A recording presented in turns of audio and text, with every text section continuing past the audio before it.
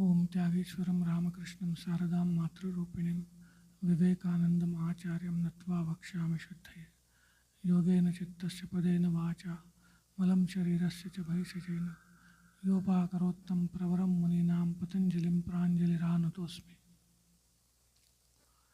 We have been discussing the Chaturvya of the Yoga, the fourfold strategy, so to say, fourfold aspect of this yoga system.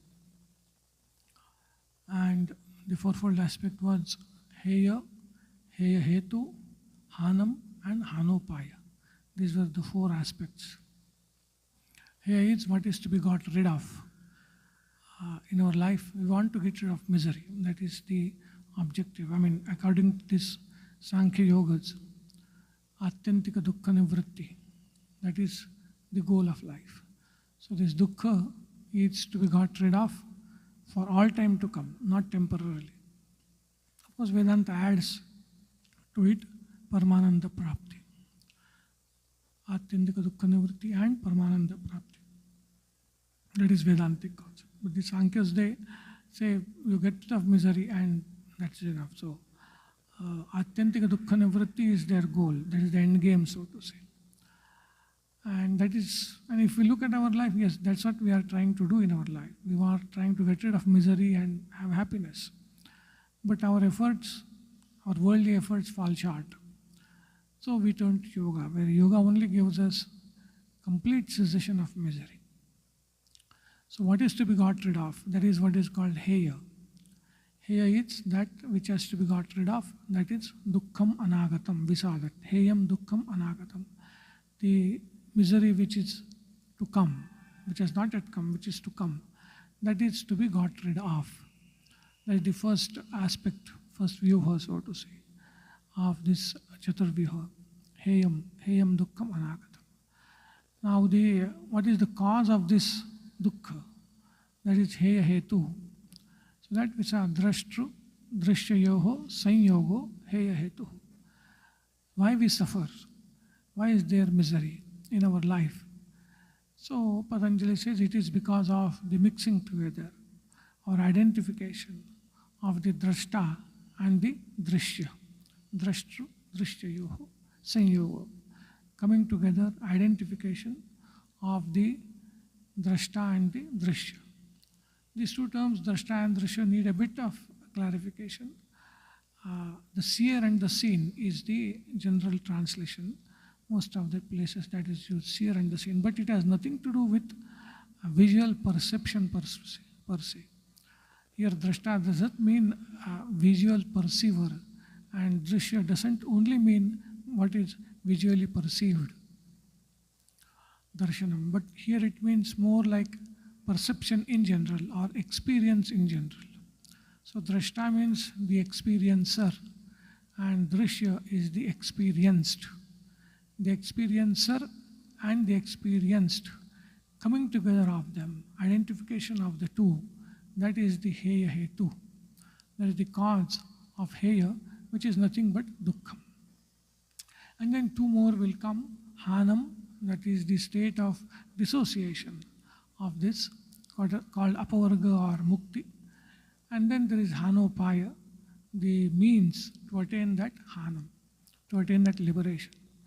So we were in this second vyuha, so to say, Drashtru, Drishyayeho, Sanyogo, Heya Hetuhu. Now these two terms have been used, so they have to be explained. So Drishya and Drashta, these two terms will have to be explained. What does Sutrakara mean by Drashta and Drishya? So he is explaining Drishya, and that is where we are in this series. In two sutras, Patanjali describes what is drishya or what is experienced. Actually, we understand the whole world is an object of our experience. So, experienced is this world, is this creation. He is giving the exact swarupa of its products and its purpose. So, the sutra that we saw last time, Prakasha Kriya Sthiti Shilam Bhutendriyatmakam Bhogapa Vargartham Drishyam. So, a very comprehensive sutra which deals with three aspects of this experienced or drishya. first term tells us about its swarupa, its nature. What is it composed of? The second term, its karya, its product. And the third term, its prayojana or its purpose. So the swarupa, karya and prayojana of the drishya, they are mentioned in this sutra. We have discussed this sutra in detail in our last class. We'll just summarize it. The first term, prakasha kriya sthiti shilam, it means of the nature of. Shila means nature. Of the nature of the swarupa of. Luminosity, prakasha, or activity, kriya, or sthiti, that is inertia.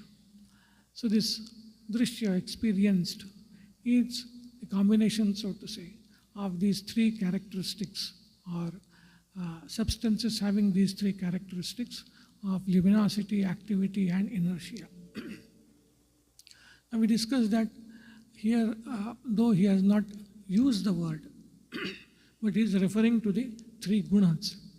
The Sutrakara is referring to the three gunas. That's what Bhashyakara has clarified. So three gunas are the swarupa, shila of this entire creation. These three gunas are sattva, rajas and tamas. Sattva is luminosity or gives rise to luminosity. Rajas gives rise to activity and tamas gives rise to inertia. And the whole creation is composed of these three gunas. And we discussed that these gunas are not what in Sanskrit called dharmas or characteristics or qualities. Gunas are not qualities, they are dravya, they are substances, they are the building blocks of this entire creation. They have dharma, they have characteristics of prakasha, kriya and sthiti. But the word guna here means the substance itself, the dravya itself. So sattva, rajas, tamas are the building blocks. They have these three varying characteristics, varying in the sense totally different characteristics, different from each other. Luminosity is different from activity, activity is different from inertia. So these three gunas, they are there in all the evolutes of Prakriti. No evolute of Prakriti, no product of Prakriti, nothing that we interact with is devoid of all the three gunas. There is no product wherein there is only one guna or only two gunas. Every product has all the three gunas. The whole creation has, every product has all the three gunas. Is one point. Secondly, except in one particular phase called pradhana, they are not in equilibrium. The percentage wise, if you say, they are not in equilibrium. They are always in a state of imbalance. Samyavastha is only in pradhana. What pradhana is, we'll see in our next sutra. But all other states, they are not in samyavastha. They are in a state of imbalance. The proportion of sattva, rajas and tamas is never the same. It's always disproportionate. One of them is always dominant. The other two play the role of being subservient to that which is dominant. At the same time, they do not give up their intrinsic qualities. So they have a very fuzzy, funny relationship between them. And then they keep changing. What is today, sattva is dominant, tomorrow rajas becomes dominant. We see this very much in our mind, antahkarana, which is also composed of these three gunas. So sometimes we are very tranquil, alert, sometimes we become very restless, sometimes we become kind of depressed or put off some inertia. So they keep dominating one another, and that's why they have a very fuzzy and funny relationship. But they are there everywhere. So that is the first part. The whole creation is composed of these three. That is the swarupa. The products are bhutendriyatmakam. Bhutas are the panchabhutas. Prithvi, up, teja, vayu. That is earth and fire and whatever, those five principles, starting from akasha, vayu, agni, up, that is jala, and prithvi. So these five bhutas and indriyas. Indriyas means our sense organs. These are, so to say, the final products of these gunas, of this drishya. So that is the karya. And the prayojana purpose is bhogapavargartham. This drishya, this experienced, has an objective. It is not purposeless. It is not an accident. It has an objective. And that objective is the experience and the apavarga or liberation of the Purusha. That's a very strange proposition, so to say. The whole nature is meant for our experience and liberation, both. And we gave the example. You read a book, you read a page, you learn something, you turn the page. Like that, we have to go through this life experiencing, learning from that experience, and then moving forward. We can't afford to get stuck in same page. Most of the people get stuck in the same page, but that's not the purpose of this creation. The purpose of creation is to give us experience, through experience give us learning, and lead us towards that stage where we'll understand that everything is vanity of vanities and nothing but vanity. And then we seek apavarga, and then we achieve that state of apavarga or liberation. That is the purpose of this creation. It's a very noble purpose, so to say. So that is how the Swarupa, Karya and Prayojana, the nature, its products and its purpose were delineated in the first sutra, which describes the nature of drishya. From a different perspective, the same drishya is being explained in the next sutra, where he says, Vishesha Vishesha Lingamatra Alingani Gunaparvani. Vishesha Vishesha Lingamatra Lingani Gunaparvani. Now, as you say, here he has used the word guna in this sutra, which Sutrakara had not used in the earlier sutra. So to say, he is confirming that yes, the earlier sutra also talks of gunas. Now here, guna parvani, it's plural, many, parvan. Parvan means phases, phases of existence.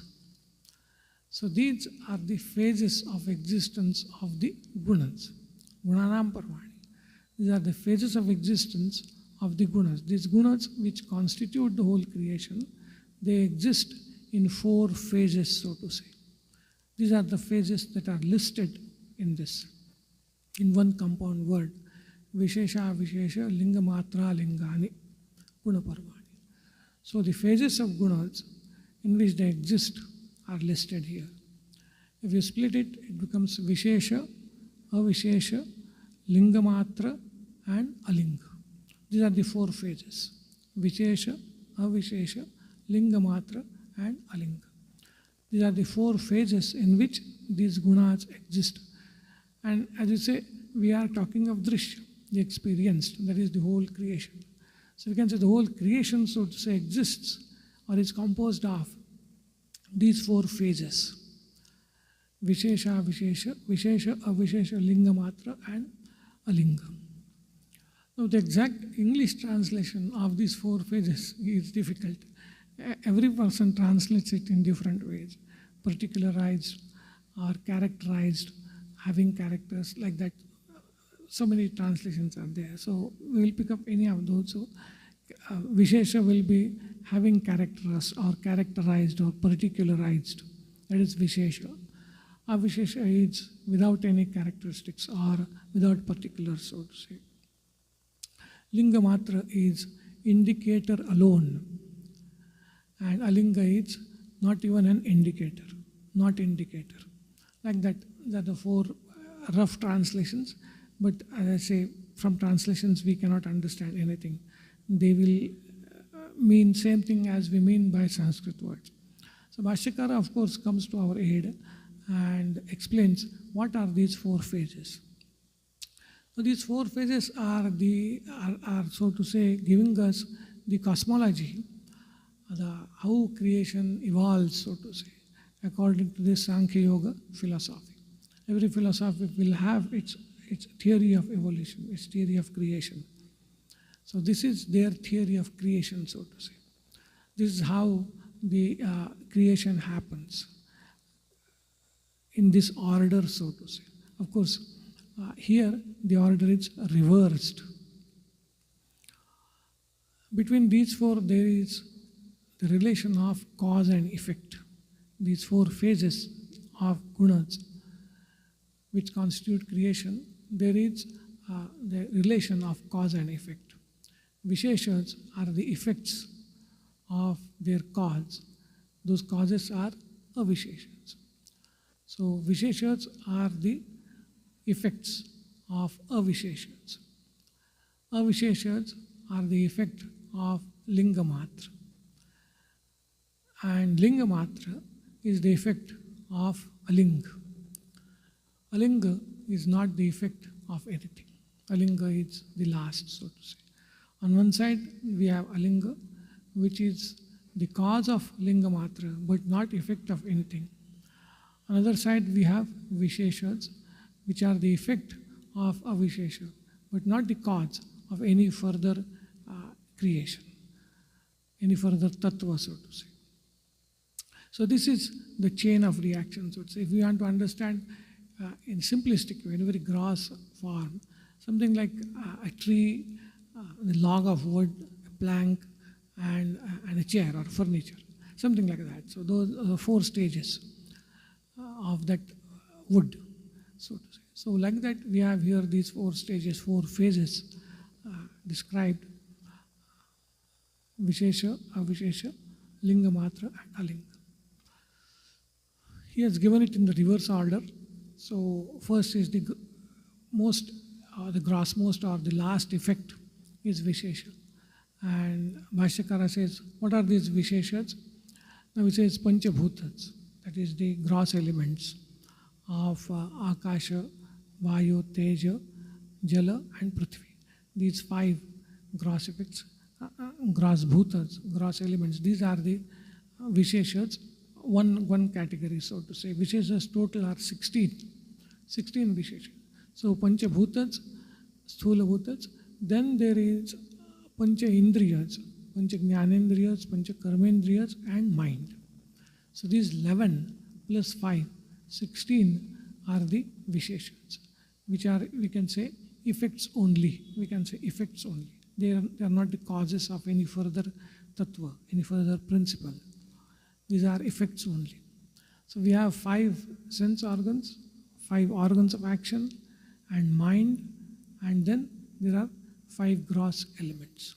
These 16 constitute Visheshas, particularized, characterized effects only. Now, as we say, these are the effects of avisheshas. So what are the avisheshas that give rise to or evolve into these visheshas? So for 5 gross elements, there are 5 tanmatras or 5 subtle elements. Sanskrit word is tanmatras. We can translate as subtle elements. So we have gross elements and then we have subtle elements. So for 5 gross elements, 5 subtle elements are the causes. Those are avisheshas. Subtle elements are Shabda Tanmatra, then Sparsha Tanmatra, then Rupa Tanmatra, then there's a taste Tanmatra, which gives rise to water. And then there is Gandha Tanmatra, which gives rise to Prithvi. So these 5 gross elements, they evolve out of, or they are produced by 5 tanmatras, 5 subtle elements. So those become avisheshas. And 11 remain visheshas. Those are 5 jnanendriyas, 5 karmendriyas, and the mind. These 11 are the effects of a single avishesha, which is called asmita, I-ness, so to say. So this asmita, that gives rise to 11 indriyas, so to say. They accept mind also as indriya. So 5 jnanendriyas, 5 karmendriyas, and manas. So 11 indriyas are the product of asmita, the I-ness, sense of I. And the pancha tanmatras, they give rise to pancha bhutas. So we have these 16 visheshas, 6 avisheshas. And then these 6 avisheshas are again the product or the effect of linga matram. Linga matram is only one, and that is denoted by the word mahat. Mahat in this philosophy. That is satta matra. There is only beingness or isness or existence. There is only existence. It's kind of a unified existence. That evolves, so to say, gives rise to, or that becomes the cause of the 6 avisheshas. And this mahat again is the effect of alinga, which is also called pradhana. This pradhana avastha, this is the causeless cause, so to say, because that doesn't have a cause. Pradhana doesn't have a cause. This chain ends in pradhana. But it is a cause of this mahat, so it is called causeless cause. This pradhana is the causeless cause. So if you look at it from the evolution or going out point of view, creation point of view, pradhana, mahat, avisheshas, and then visheshas. That's how the creation proceeds, so to say. In pradhana, there is samyavastha. The gunas are proportionate. There is no disturbance. Only in pradhana avastha. In all other avasthas, there is disturbance, disproportionate existence of gunas. Now we have to understand that all these are the stages of gunas. These are all the names given to different stages of gunas, but Swarupa is only gunas. Gunas only are manifesting or existing from pradhana up to visheshas. So our own mind, our senses, our body, the world, everything is nothing but various phases of gunas.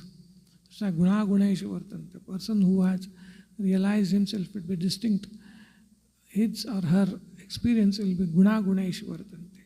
The gunas are interacting with gunas, because mind, senses, everything is nothing but gunas, and the world also is gunas. So that is one point. These are all various phases of gunas. Second point that the commentators point out is one giving rise to another, one becoming cause of the other, or other becoming the effect of the first. It is not like a cow giving birth to a calf. Cow gives birth to a calf, then we have a calf and a cow separate. No, that is not the case. It is not that the pradhana gives birth, gives rise to mahat and remains as pradhana, or mahat gives rise to avisheshas and remains as pradhana. That is not the case. It is more like bijankura, like seed transforming itself into ankura. So like that, this pradhana avastha, so to say, transforms itself into mahat. Mahat transforms itself into avisheshas, the tanmatras, etc. And those again transform themselves into the visheshas. So that is the relation. We should understand the relation between these two and how they are cause and effect. They are cause and effect not like the cow and the calf, but more like bija and ankur, like the seed and the sprout. So that is one thing. Secondly, the last or the last of the effects, so to say, especially the bhutas, they undergo still more changes to actually create this world and all the lokas and all that. They undergo further more effects. But those effects are not counted here, because they are only changes of what Bhashyakara and the Patanjali later will call as dharma lakshana avastha parinamas. They are parinamas, they are changes in their characteristics and states and all that, but not necessarily like avishesha evolving into vishesha. So this, from the standpoint of principles, this is where the evolution ends. After this, there is parinama, there is change. The whole world has to be created, human bodies have to be created, but those parinamas are of these gross elements, but they are just called as parinamas. It's not called tattva parinama. It's not one more tattva, it evolves into one more principle, like Avishesha evolving into Vishesha. That is not the case. We'll see in next class. Om Shanti Shanti Shanti. Hari Om Tat Sat. Sri Ramakrishna Arpanamastu.